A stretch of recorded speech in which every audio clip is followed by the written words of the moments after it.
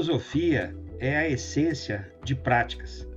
E para que a gente possa provar isso, nós vamos hoje conversar com um prático que faz da sua prática filosofia de vida. Por isso nós vamos para o Negócio Leite.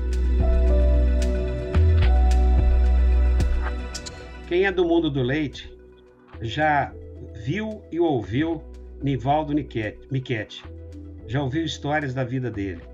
E agora a gente está resgatando aqui no nosso programa. Estou muito feliz de estar recebendo você aqui.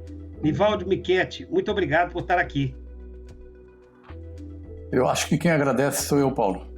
É uma oportunidade de me sentir útil. Nivaldo Michetti, por favor, quem é você?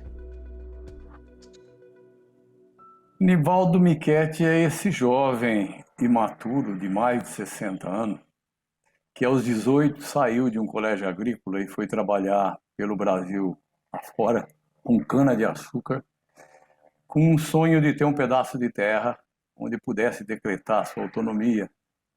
Não gostava de vaca, mas foi com elas que ele acabou conseguindo o que sonhava.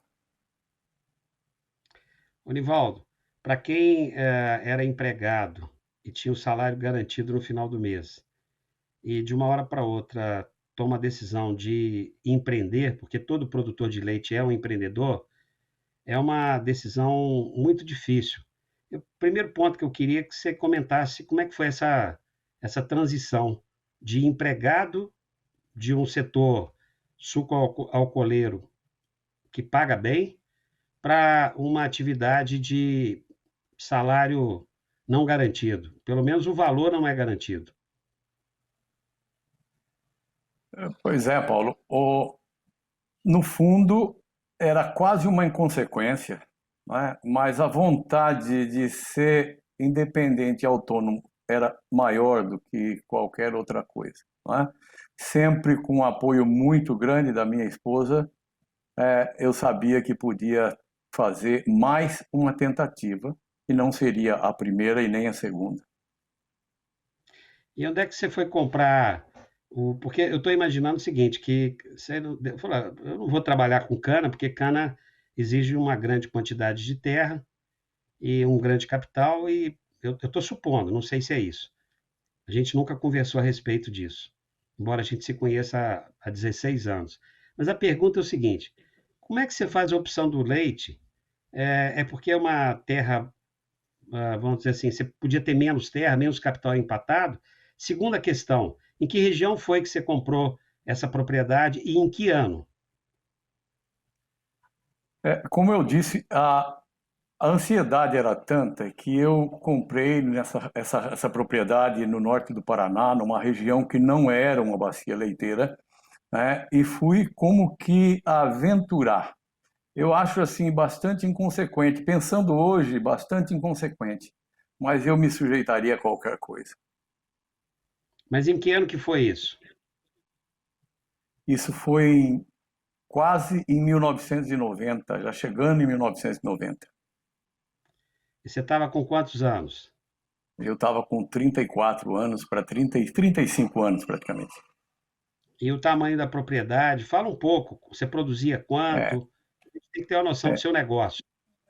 tá. Minha propriedade era uma propriedade de tamanho médio, vamos chamar para a região, porque ela tem 72 hectares, mas ela era muito pouco aproveitável, né? Principalmente porque ela estava degradada ao extremo. Ela esteve 8 anos à venda e ninguém quis. Como eu trabalhava com cana-de-açúcar, eu sabia que talvez conseguisse fazer uma recuperação, e foi o que eu fiz. Me mudei para lá com muito pouco. Eram 13 animais no início, com uma produção de 36 litros por dia, da qual eu tinha que me sustentar com a ajuda da família. Você mudou para lá exatamente quando acabou o tabelamento e você viveu a primeira crise que nós tivemos, que foi da aprendizagem do produtor e da indústria brasileira negociando preço. Que eu acompanhei isso, foram pelo menos 2 a 3 anos de extrema tensão, porque era um processo diferente daquele que antes a indústria e produtor reclamavam do valor que o governo fixava, né? E de uma hora para outra eles têm que exercer esse processo de de negociação. Com 35 litros de leite, você já era casado? Eu já tinha 2 filhos. Então foram momentos assim desafiadores que você viveu nesse processo. E você começou a produzir como? Com algum apoio? Foi buscar tecnologia onde? Como é que foi esse início aí, essa origem? Pois é. Como eu disse, não era uma bacia leiteira, sequer tinha uma linha de leite. Ela nasceu um pouco depois, esse laticínio, o pequeno laticínio começou a comprar, captar a nossa produção. Mas até aí a intenção era de vender aquele leite na cidade, transformá-lo em alguma coisa, em um sorvetinho, alguma coisa, para a gente conseguir comercializar, uma cidade muito pequena. É, e a dificuldade eu não vou nem dizer, porque a falta de orientação, de informação era tremenda. Como eu disse, não era uma bacia leiteira. Só para ter uma ideia, mesmo com 35 litros de leite, que era o meu início, eu já era o maior produtor do município, né? Só para isso, para dar ideia de como não existia absolutamente nada de informação e de insumos para a gente começar. E como é que você supriu essa necessidade? Como é? Perdão, pode Como que repetir, Paulo? você conseguiu obter informações tecnológicas para poder iniciar o seu processo de profissionalização? Porque com 35 litros, não dá para. Naquela época, ainda assim, já não dá para falar de profissionalização, né? Em absoluto. Foram 8 anos de um crescimento muito lento, sofrendo muito. Eu já começava a acreditar, assim como é bem comum até hoje, né, dizerem que o leite era uma escravidão. Eu já começava a me sentir assim por 8 anos. Já pensava talvez até em desistir, mas foi quando chegou, né, um grande laticínio, adquiriu o pequeno laticínio para quem entregava os nossos produtos, vendíamos nossa produção, e esse laticínio colocou um técnico de quem eu carrego com orgulho o nome pelo país e também com gratidão, o Fernando Neto, um estagiário de longa data da Embrapa, e que chegou para a gente com aquilo que eu convencionei chamar de práticas abolicionistas, porque elas começaram a me libertar daquilo que eu já considerava uma escravidão. Então, você passou a ter um processo de assistência técnica contínua e foi adquirir, então, conhecimento e, como você disse, se libertando. Mas eu gostaria muito de ter uma reflexão sua. Você se submeteu, então, a todas as falas do Fernando e de outros técnicos que vieram a se associar a você nessa condição? O papel do empreendedor, Nivaldo Michetti, é se submeter, então, à fala técnica? Pois é, Paulo, mas não foi fácil. A insistência deles comigo e a paciência foi muito grande, porque eu era reticente. Porque é assim, eu imagino que o nosso subconsciente funciona assim. Bem ou mal, da forma como eu estou fazendo, me foi permitido chegar até aqui. Será que essa proposta vai continuar me permitindo crescer? Ou será que isso que eu fiz com grande sacrifício vai ser perdido e em vão? Eles tiveram muita dificuldade comigo. Então, significa dizer que você que hoje faz um trabalho maravilhoso de motivação com os produtores, no primeiro momento você teve que ser motivado por esses técnicos mostrando a necessidade de incorporar a tecnologia. Mas aí eu vou te perguntar, foi possível ir acumulando capital? Quer dizer, você tinha quantas vacas, foi crescendo? Como é que foi esse processo aí de transformação da sua propriedade? Então, foi tudo com recurso próprio, Paulo. Haja visto que eu nunca paguei uma prestação na minha vida, nunca tive coragem de lançar mão de recurso que não fosse próprio, né? Por isso, lento. Quando o técnico chegou, eu produzia 260, 270 litros de leite, ordenha manual, com uma dificuldade tremenda, muito grande, realmente, como eu disse. Mas não há como você não ver a lógica, né, na tecnologia. Né? Eu com vontade de crescer, a empresa com vontade de encontrar alguém que mostrasse um trabalho técnico, que um trabalho técnico podia mudar a vida do sujeito. Foi o casamento perfeito. E então você começou a ter um apoio mais efetivo da parte dos técnicos. E eu queria entender um pouco como é que, quando é que surge o momento efetivo que você entende que tem que aumentar a produção? Porque vamos voltar aqui para os anos 90. A pressão foi muito grande naquele período, naquela década. Década de 90 é a década que o produtor é levado a aumentar a tal da escala, que é diferente de volume. A gente usou muito errado essa palavra. Escala é quando você muda o seu processo de produção. Volume é quando você cresce a quantidade produzida. A pressão foi muito grande para os produtores aumentarem a produção e só no final dos anos 90 é que nós vamos ter o processo de granilização.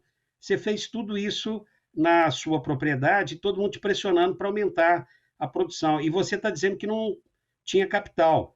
Então, eu sou levado a imaginar que duas coisas fizeram você crescer. Uma, o seu empreendedorismo, a sua vontade de crescer, a sua expertise, e duas, expertise porque tinha por trás a tecnologia. É isso aí? É, exatamente. Você disse sobre a abertura, né? Vamos chamar de abertura econômica, onde nós fomos lançados a competir com o resto do mundo. Eu entrei exatamente nesse momento, ou seja, com a cinta apertada no último furo, né? E eu dou graça a esse momento, porque eu entrei numa competição terrível, mas a competição é uma coisa maravilhosa, né, Paulo? Porque ela exclui o ineficiente e abre espaço para a eficiência. Então, isso, no fundo, foi um grande momento para mim. Aquele momento foi muito bom para mim. Você levou a família para morar com você na propriedade ou eles ficaram em outro ambiente? Como é que foi isso? Os 2 primeiros anos eles ficavam na cidade, porque nós não tínhamos um carro para fazer a ida e a vinda para as crianças na escola, e eu ficava durante a semana toda em casa. É, no sábado, a esposa e os filhos iam com o caminhão que coletava leite todo dia, naquela época, ficavam uma parte do sábado, uma parte do domingo, voltavam para a cidade e eu continuava lá na lida. Então, claramente, você era um escravo do leite. Você falou rapidamente aí sobre práticas abolicionistas. Você pode citar algumas? Posso, posso. Pastejo rotacionado veio num momento importante. Eu participei do Pasteur dessa tecnologia, vou chamar assim, logo no princípio, né, quando ele estava ainda é, sendo pesquisado, encaminhando. A cana com ureia e fonte de enxofre foi outra grande libertação. O pastejo rotacionado foi uma libertação tremenda, porque eu fornecia alimento para os animais diariamente no coxo 365 dias. Quando descobri o pastejo rotacionado, eu passei, na época do período do verão, das águas, vamos chamar assim, eu passei a ter essa folga, né? Ou seja, já não precisava mais tratar os animais naquela época. Eles iam e se alimentavam sozinhos lá nos piquetes. Isso para mim foi uma libertação muito grande. E a outra libertação é que uma vez que as terras foram corrigidas, adubadas e divididas, eu passei a poder ter muito mais animais na área, mas muito mais animais, e sonhar com uma produção muito maior. E isso me permitiu entender que eu já não precisava mais de mais terra do que eu já tinha para ter uma qualidade de vida, para dar uma qualidade de vida para minha família. Foi uma libertação dupla. A cana no mesmo sentido. Eu acabei me encontrando com a cana, depois de tê-la deixado, né? Acabei me encontrando agora como salvação para o meu negócio, porque é uma forragem, além de ter boa qualidade, com alta produtividade, que faz com que seja tangível para qualquer tamanho de produção, né?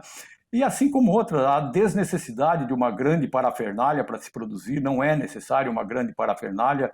O coxo trenó, que foi outra revolução no que tange a fertilização do nosso solo, que era degradado, e algumas outras práticas abolicionistas. E, Paulo, eu gostaria, assim, só de fazer uma pequena observação. Prática abolicionista, todo mundo adota, praticamente todo mundo adota com muita frequência. Cada pouco a gente vai sendo liberto de uma forma antiga de pensar, de uma forma velha de pensar, para uma forma nova de pensar, e isso nos liberta, né, de algum paradigma ou de algum sofrimento, vamos dizer. Ô, Nivaldo, pelo que você falou aí, teve muito de práticas da Embrapa aí, né? Porque provavelmente a parte de capim aí, por você estar em São Paulo, teve o Moacir Costa, o professor Vidal, Quinelato, você teve aí a Cana e Ureia, que tinha aqui na Embrapa Gado de Leite um pesquisador, Rodolfo, que percorreu o Brasil inteiro. Mas eu quero dar uma pulada no tempo, porque a gente já está caminhando para o fim, esse programa aqui é assim. E aí você deixa, então, pastejo rotacionado no Paraná, e de uma hora para outra eu fico sabendo que você foi para floresta amazônica. Você foi destruir floresta amazônica com leite? É isso? Tudo é uma questão de ponto de vista, né, Paulo? Eu penso justamente o contrário. Eu fui salvar a floresta amazônica. Pelo seguinte, nós procuramos para nos estabelecer lá, né, precisando de um novo desafio. Primeiro que eu precisava levar um pouco daquilo que eu havia recebido pela vida, que é um pouco de informação, de instrução para uma região carente, né? E a gente procurou também uma área altamente degradada para a gente mostrar que havia como, né? É uma área relativamente pequena para os padrões da região, onde nós nunca precisamos dela toda para produzir o que produzimos. E a ideia era justamente essa, né? Levar alguma coisa que mostrasse para o local, para o povo que estava lá, que era possível fazer sem degradação, sem desmate, sem aquele avanço, aquela fome de derrubar. Ou seja, só recuperar e utilizar bem o recurso que a gente tem. É uma região boa, né, porém carente de informação. E foi o que a gente fez, né? Demos o nome para a propriedade Distância Wanda, usando menos o planeta. A ideia é justamente essa, usar menos e com propriedade. Ô, Nivaldo, você está falando de que época que você vai para lá e que região do Brasil? Final de 2010, início de 2011 foi quando nós nos mudamos. A região é norte do Mato Grosso, região de alta floresta, o município chama-se Paranaíta, já praticamente na divisa com o Pará e Amazonas. É bem dentro do bioma amazônico mesmo. Eu conheço a região de Alta Floresta e eu fui levado lá pelo professor Laranja, 5 anos, 6 anos antes de você ir para essa região. E conheço, realmente é uma região muito bonita, mas profundamente desafiadora, principalmente para quem saiu do norte do Paraná. E aí eu te pergunto o seguinte: você deixou, como é que ficou lá a propriedade? Você vendeu a propriedade do norte do Paraná? Não, em absoluto, eu arrumei uma parceria e tem uma coisa curiosa aí, Paulo, que essa parceria é um tanto quanto inédita. Eu acho assim que um casal com visão de futuro, né, que entendeu que o campo pode oferecer muito mais oportunidade do que qualquer outro lugar, desde que você use das tecnologias, esse casal pegou essa parceria. A gente enxugou um pouco, né, o tamanho do empreendimento lá. Nós estávamos em torno de 2.500 litros de leite por dia, diminuímos para facilitar a vida para eles iniciarem. E esse casal, moradores de cidade grande, ambos com formação acadêmica, ele agrônomo, ela advogada, que entenderam que o campo podia oferecer oportunidade que eles buscavam. E a gente entregou numa parceria, eles entraram com a administração e com a mão de obra, eu entrei com todo o capital que tinha lá dentro e nós partilhávamos meio a meio aquilo que sobrava da atividade. Até que ele começou a ter, lá dentro, devido aos animais, que ele começou a ter um capital também na forma de animais, etc. E a gente mudou a partilha, né? Ele ficou com uma fatia um pouco maior, eu um pouco menor. E é muito curioso que as pessoas diziam assim, mas Nivaldo, nesse jeito ele vai ficar rico. Eu falei, é tudo que eu quero, porque meio a meio, se ele ficar rico, ele me leva junto, né? E assim, eu dei-lhes autonomia total, fundamental se afastar, né? Porque eu já havia percebido o seguinte, que toda vez que você está junto, você pode ficar contrariado com o formato da pessoa fazer. Muito embora alcance o mesmo resultado, mas se não for feito do jeito que você faria, aquilo pode te desagradar. Então a distância é fundamental. E para isso também é fundamental uma confiança e uma autonomia absoluta, que é o que eles têm lá, e a gente tem uma parceria magnífica. Nós somos muito mais que parceiros, nós somos como uma família. Nivaldo, o programa está terminando, mas ainda tem coisa para a gente falar. Primeiro, vamos registrar que você sai de 35 litros e chega a 2.500 num período em que o governo acaba o tabelamento e você tem que aprender a ser empresário. Aí você sai de uma terra degradada que você recupera e vai para a alta floresta, eu vou chamar de alta floresta para facilitar, para quem quiser ver no mapa, e também pega uma terra degradada para mostrar que é possível produzir leite de maneira regenerativa. E nesse período todo, você circula o Brasil, inflama os produtores de leite, mostra para todo mundo que é um bom negócio. E agora? Você está ainda produzindo leite ou desistiu? Não. No Paraná, a gente aumentou, mudamos o sistema, adotamos outra prática abolicionista, deixa eu deixar claro, né? Para o nosso caso, ela foi uma prática abolicionista, a que adotamos agora, não é? E no Mato Grosso, eu e a esposa resolvemos dar a última cartada para dizer que o leite é um bom negócio. Nós vamos parar de produzir leite e agora nós vamos aproveitar o sacrifício e aquilo que a vida nos deu, né? E, então, assim, agradeço inclusive pelo espaço que eu tenho para dizer que nós paramos de produzir leite justamente porque o leite é o melhor negócio que a gente pode extrair da terra a grosso modo, ou seja, num espaço grande como é o país, por exemplo. Então, Nivaldo, você fez o ciclo de vida de qualquer negócio. Você começou empreendendo lá e agora tem condição de poder usufruir da condição da aposentadoria. Mas, olha, está acabando mesmo, mas ainda tem uma pergunta. Que prática abolicionista é essa que você implantou lá no Paraná recentemente, numa região degradada, antes degradada?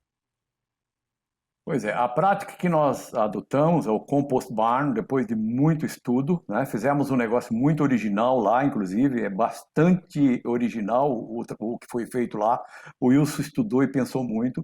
Fizemos, hoje a produção já passa de 4.000 litros por dia naquela pequena propriedade. E uma coisa curiosa, né?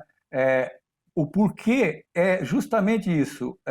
Como a grande dificuldade cantada pelo país todo é mão de obra, a nossa não é diferente. E o Compost permitiu que esse casal e mais duas pessoas toquem essa produção com folga, né? Então, a opção foi, antes de mais nada, por isso, né? Tem outros detalhes, lógico, mas o principal motivo foi justamente esse, ou seja, libertá-los um pouco, né? Não ficar tão presos ao trabalho. E uma coisa muito curiosa, que isso me motivou muito esses últimos dias, foi que aquela propriedade degradada, que já praticamente não conseguia produzir mais nada, nós estamos exportando fertilidade, Paulo. Nós vendemos toda a primeira cama do Compost Barn, porque nosso solo ali já não precisa mais, em função do uso bom do rotacionado no passado, dos dejetos em forma de chorume. Hoje nós não precisamos e já pudemos vender fertilidade para várias propriedades que um dia foram infinitamente melhores do que a nossa. E esse é o grande marco na minha vida. Uma propriedade degradada poder vender fertilidade. Não existe nada que me tenha animado mais. Nivaldo, fala para nós de onde você está falando nesse momento.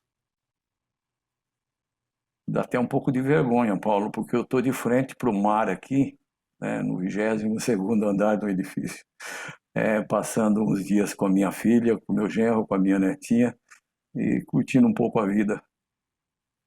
Então, Mas é isso que o leite em faz. qual estado? Hã? Em qual estado? Eu estou na Paraíba, em João Pessoa. Vixe Maria. Olha, que história de vida bonita, né? Eu vou usar alguns termos aqui que não é muito comum no leite. Você deixa de ser um trabalhador, vira um produtor familiar, que é o empreendedor, num período de 30 anos. Você utiliza de uma terra degradada que ninguém quer, e transforma numa terra com agricultura regenerativa, porque o compost barn acaba cumprindo um pouco esse papel. você acaba entregando fertilidade ao meio ambiente. Tenha coragem de ir para a floresta amazônica, fecha um ciclo de desenvolvimento lá da sua vida. Eu sei que você tem uma filha que é professora universitária da Federal da Paraíba e tem a oportunidade de chegar nessa fase da sua vida sendo capitalista, que está ganhando dinheiro com o capital que está aplicado no Paraná. Você é um capitalista e, como bom capitalista, tem a oportunidade de estar vendo o sol maravilhoso que eu imagino que esteja aí acontecendo na Paraíba. Isso tudo, Nivaldo, traz muito alento para todos nós, traz muita vontade. Você é um cara, muita vontade de viver. Você é um cara que faz a diferença. A sua trajetória de vida na Terra é para tocar pessoas, é para transformar pessoas. E eu fico muito feliz porque nós estamos fazendo esse programa exatamente no dia que saiu o resultado do Prêmio Nobel. E o ministro Paulinelli não foi agraciado. O fato dele não ser agraciado não tira nenhum mérito. O Nivaldo também não foi agraciado com o Prêmio Nobel, mas a sua trajetória de vida foi para transformar pessoas, foi para trazer luz para o caminho das pessoas. Então, Nivaldo, em sua homenagem, em homenagem ao ministro Paulinelli, eu queria fazer esse brinde e dizer que eu admiro profundamente a sua trajetória de vida, a da Wanda, que eu não conheço, e da filha que você entregou para continuar fazendo esse papel de transformar pessoas através não da sua prática, que é o que você faz, mas através da academia. Paulo, eu preciso fazer uma pequena observação. Eu também tenho um filho mais velho que a filha. Ele ficou 11 anos em casa trabalhando conosco e buscou fazer zootecnia, concluiu o curso. Hoje está no Mato Grosso, no IMEA, no Instituto de Economia Agrícola do Estado, e está pronto para dar sequência no nosso trabalho, continuar o nosso negócio. Então vamos fazer um brinde a você e ao ministro Paulinelli. Vamos lá, e eu acho que não existe nada melhor